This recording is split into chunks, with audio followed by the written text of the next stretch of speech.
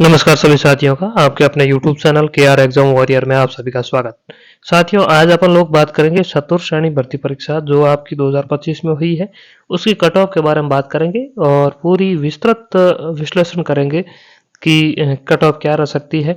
क्योंकि काफ़ी सारे यूट्यूबर जो कट ऑफ बता रहे हैं कोचिंग संस्थान, उसका क्या औचित्य है और किस आधार पर वे बता रहे हैं, और 53,000 में कट ऑफ क्या रह सकती है, और अगर पद बढ़ते हैं तो कट ऑफ क्या रह सकती है, इसको लेकर अपन बात करेंगे। तो देखिए, इसमें सबसे पहले अपन बात करते हैं कितने फॉर्म भरे गए। तो देखिए, 24 लाख फॉर्म भरे गए थे। उपस्थिति की बात करें तो 21 लाख विद्यार्थियों ने परीक्षा दी थी।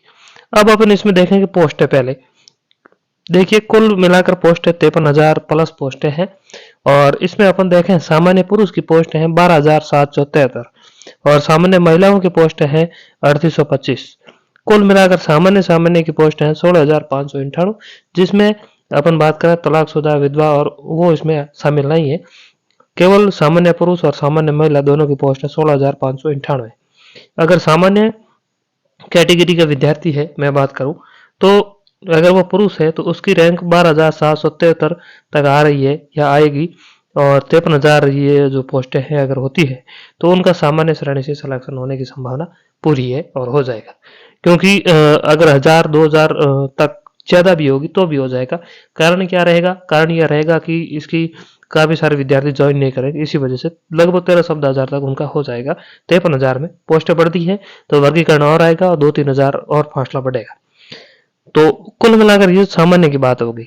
ओबीसी की बात करें तो ओबीसी की पोस्ट है 6,490 पुरुषों की और फीमेल की है 2,070, और कुल ये अपन करें तो 8,560। लेकिन पुरुष पुरुष दोनों जोड़े तो सामान्य पुरुष और ओबीसी पुरुष की लगभग 19,000 प्लस पोस्टें होती है।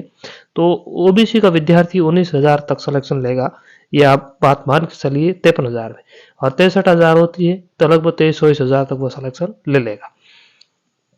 एससी की बात करें तो एससी में एससी पुरुष की पोस्ट है 4,914 और महिलाओं के 1,529, कुल है 6,443। तो एससी की कट ऑफ ओबीसी से भी बहुत नीचे रहती है। तो कुल मिलाकर अपन बात करें 19 और 4 ये आप जोड़ दीजिए, और मेल फीमेल वो भी जोड़ दीजिए सामान्य और ओबीसी की। तो कुल मिलाकर एससी की कट ऑफ 30,000 के आसपास रैंक वाले विद्यार्थी के सिलेक्शन होने की संभावना है। एसटी की बात करें तो 4,002 पुरुषों की है, 1,219 महिलाओं की है, कुल है 5,221। यानी एसटी का अगर विद्यार्थी होगा तो उसका सिलेक्शन 40,000 के आसपास होने की प्रबल संभावना रहेगी। फिर आती है एमबीसी की। एमबीसी की पोस्ट है कुल 3,267 और ईडब्ल्यूएस की है 45,46 के आसपास। तो इनका क्राइटेरिया 30-32,000 के आसपास सिलेक्शन होने की संभावना रहेगी कट ऑफ के हिसाब से। तो अब अपन देखेंगे कि कट ऑफ क्या रह सकती है और किस अंक तक कितने विद्यार्थी हैं।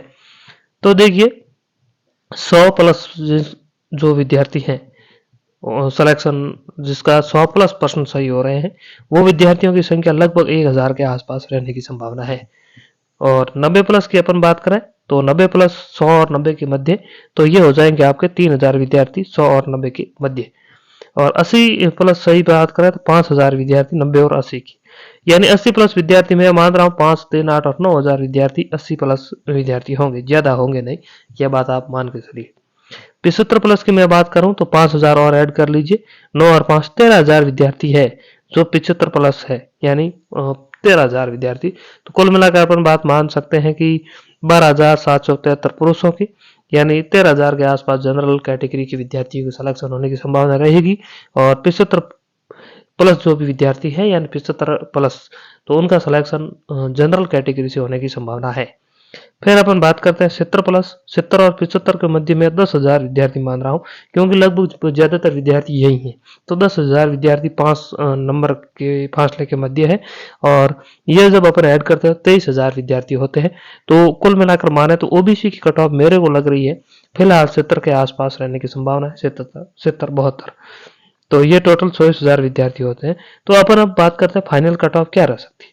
तो देखिए, जनरल कैटेगरी की मैं बात करूं तो मेरे को लग रहा है जनरल की कट ऑफ 75% प्लस जो भी विद्यार्थी होंगे उनका सिलेक्शन जनरल कैटेगरी से आराम से हो जाएगा। बाकी देखिए, नंबर बताने वाले कितने भी बता सकते हैं, इसका भी एक कारण है। आपने एक देखा होगा यूट्यूब पे एक भाई साहब ने साइट बनाई है। उसमें विद्यार्थी क्या करते हैं, अपने जो भी नंबर आ रहे हैं, अपने OMR जिस हिसाब से विद्यार्थी ने भरी है, उस हिसाब से वे उस साइड में वे अपने कुल मिलाकर कहें कि OMR फिल कर रहे हैं। और OMR फिल करने के बाद जो भी उनकी आंसर की होती है, उस हिसाब से उसके अंक और रैंक बताती जाती है। यानी कितने विद्यार्थियों ने अब तक पार्टिसिपेट किया और उस हिसाब से उसकी रैंक बताई जाती है, और उनकी पारी में कितने किए उस हिसाब से। लेकिन उसमें एक गलती का है, मैं आपको बता दूं, अब तक मैंने जब देखा था उसमें एक तो 68,000 के आसपास विद्यार्थी उसमें अब तक अपनी OMR फिल कर चुके हैं। और 68,000 में मैं आपको गारंटी देता हूँ, सभी विद्यार्थी जिसने भी डाटा फिल किया, लगभग 2 बार प्रत्येक विद्यार्थी ने की है। तो आप मान के चलिए, यानी 38,000 या 37,000 विद्यार्थी ही होंगे ज़्यादा से ज़्यादा जिसने अपने डाटा फिल किए। तो प्रत्येक विद्यार्थी डबल हो गया। तो डबल होने के बाद क्या होता है, जैसे किसी की रैंक आ गई 9,000, अगर उसने दोबारा फिल किया तो उसकी रैंक बढ़ गई। 90 वाले ने दोबारा फिल किया तो वो रैंक में आगे आ गया। तो कुल मिलाकर ऐसा है कि डबल फिल हो रहे हैं। जैसे मान लो किसी की पहले 9,000 रैंक थी और मान लो उसके 80% सही हो रहे थे, अगर उन्होंने दोबारा किया है अभी 68,000 में, तो उसकी रैंक 11,000 होगी, क्योंकि 2,000 पीछे चल गया, पीछे आ गया। इसका वजह क्या है कि 2,000 विद्यार्थियों ने दोबारा OMR फिल कर दी। इसलिए उस साइड को अपन सही नहीं मान सकते, और उसको सही माने तो भी 80 के आसपास विद्यार्थियों की संख्या अपन माने तो 9,000 ही आ रही है। तो कुल मिलाकर देखें तो वो आंकड़ा सही नहीं है। कट ऑफ लगभग यही रहने की संभावना है। OBC की बात करें तो OBC 70% के आसपास सिलेक्शन होने की संभावना है। SC की 62% और ST की 55%, EWS 67 और MBC भी 67% पे सिलेक्शन होने की संभावना है। अगर इसमें भी जैसे पद बढ़ते हैं, यानी काफ़ी सारी ये जानकारी आ रही है कि पदों की संख्या कितनी बढ़ सकती है। तो देखिए, अपन माने कि हनुमान किसान के अनुसार वो कह रहे हैं 60,000 पद हो जाएगी। पहला आंकड़ा तो यह है।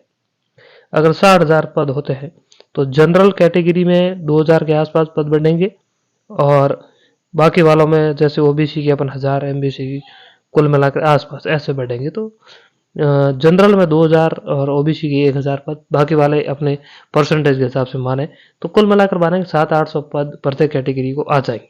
तो एक आंकड़ा ये है। एक आ रहे हैं कि 10,000 पद बढ़ने के तो 63,000 हो जाते हैं, तो भी प्रत्येक कैटेगरी 1,000 पद आ जाएंगे, जनरल के में ज़्यादा आएंगे। तो इसका भी बहुत बड़ा फर्क पड़ता है। 10,000 पद बहुत होते हैं। 10,000 अगर पद बढ़ते हैं तो जो कट ऑफ है, जो जनरल की 75 के आसपास, वो 70 पे आ जाएगी। 5 अंक नीचे आ जाएगी, क्योंकि 5 अंक में 10,000 विद्यार्थी होते हैं। तो कुल मिलाकर देखें तो कुछ आंकड़ा नीचे आने की संभावना जरूर रहेगी, 4-5 अंक पक्का नीचे आएंगी। तो पश्चात अपन मान सकते हैं कि 4-5% नीचे आएंगी। तो ये एक बहुत बड़ा आंकड़ा रहता है।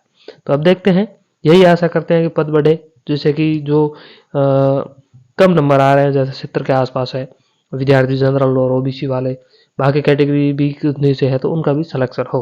और संभावना यही है कि पद आपके बढ़ जाएंगे, और पद बढ़कर ही आपका रिजल्ट आएगा। तो ये कट ऑफ है, लगभग यही रहने की संभावना है। तो धन्यवाद साथियों, मिलेंगे अगली वीडियो में, तब तक के लिए धन्यवाद।